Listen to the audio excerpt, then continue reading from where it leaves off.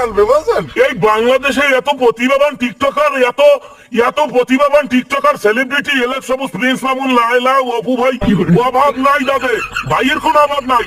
এই হেরা একটা জাতীয় দল একটা বিশ্বকাপের স্কোয়াডে জায়গা পায় না, এটা কেমন স্কোয়াড ঘোষণা হ্যাঁ, এটা কেমন স্কোর? কেমন এটা খেলা? কেমন স্কোয়াড হয়েছে? বিশ্বকাপের লাগে গান বানাইছে, কয় সারসাক্কা হই হই বালগারাইয়া গেল কই, মানে টাইগারদের বাড়ির চোটে বল উড়িয়ে গেছে এমন একটা পর্যায়ে আমাকে ছিল। আর এখন গান আসে সারসাক্কা হই হই বাবুন কাকু গেল কই। সারসাক্কা হই হই কি জানি বিসিবি